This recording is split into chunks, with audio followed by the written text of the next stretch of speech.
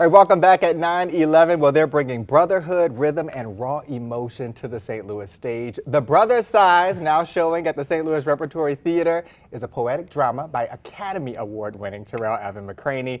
It tells the story of two brothers in the rural South navigating loyalty, love, freedom, all the things. It's infused with the spirit of West African Yoruba traditions. And joining us in studio this morning are all three of the show's stars. We have Nick Few, who plays Ogun, and Donald Jones, who plays Alegba, and Christian Kitchens, who plays, now, Ushusi. Ushusi. Yeah, you gotta get it right. Gentlemen, welcome. It's great to have all of you here this morning. I had the privilege of seeing this show opening night, and I gotta tell y'all, it was electrifying, intense, all the things. The Brother Size is such a powerful story about brotherhood and freedom, guys. What first drew each of you to this production? We'll start here and go down the row. This has been on my bucket list of shows to do ever since I bought his original trilogy, which was the brother-sister plays. And after reading them, I just knew I had to be in this production. Yeah, Nick. Well, my friend, Jacqueline Thompson, is directing it, and she told me she's doing this show, and I was like, Jackie. She's like, well, friend, you have to audition. Yeah. So, Christian, when I read the script, I was like, oh, this is one of those once-in-a-lifetime situations where you get to do legacy work. So I knew I wanted to do it. Yeah.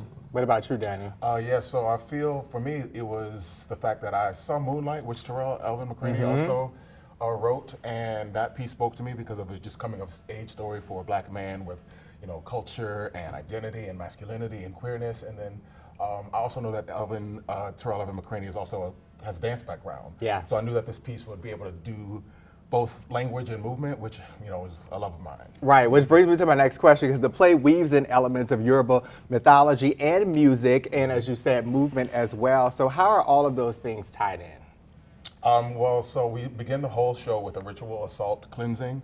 We come in and we kind of do some movement that allows us to cleanse our bodies first. And then we come in with a ritualistic song, and then we lay salt in a full circle to kind of bring the space for us to be able to utilize and kind of protect us while we present this vulnerable work to everybody.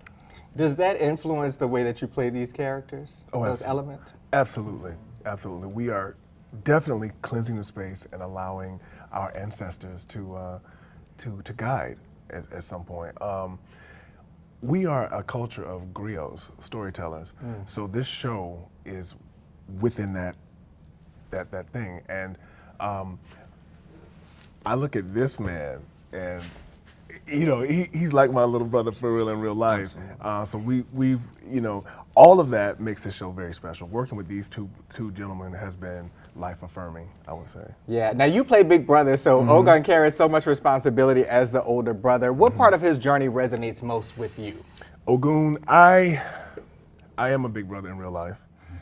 To a younger, and it's like, man, I've been here a couple of years longer than you. I have seen the ropes, and I want to protect him. And when I look into his eyes, I see my brother's eyes, and I want to protect him. So for me, this was part of it. This was exactly my life reliving on stage. Yeah. I love you, brother. To my real brother out there, you're doing good. Now, Donnie, Alegba's energy really shifts the world of the play. What do you hope audiences will take from him? Initially, I feel like audiences see him as the antagonist, and in parts he really is. But the thing that I love about Alegba is I feel like he's the spiritual and human connection for the piece.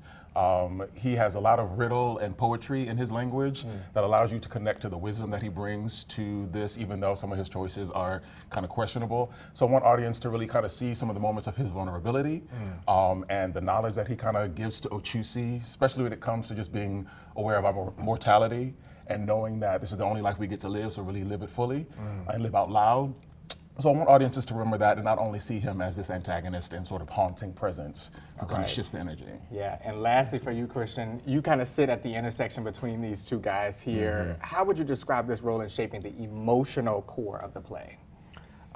It's really a show about trying to learn how to do right and getting your second chance and find that freedom in doing right while it not trying to have your life be limited by certain things, but also finding paths to how you can live truly, how you can love properly, and how basically to reconnect with your sibling. Like a lot of people after they see the show have called their siblings again, have reached back out. And I have 3 brothers of my own, Yeah. and they're about as tall as Nick. You know, even my younger brother's taller than me, so I'm like the runt Yeah. of the litter. So it's a beautiful way to find that pathway back to your siblings, and even the longing that you need for when you don't have a sibling, or if you're a single child, you kind of feel that longing between all of us of what it is to have somebody that you love, someone you want to be reconnected to. So Yeah, I would say that's the biggest part for me. Cool. Christian, Nick, Donnie, thanks so much for joining us. Listen.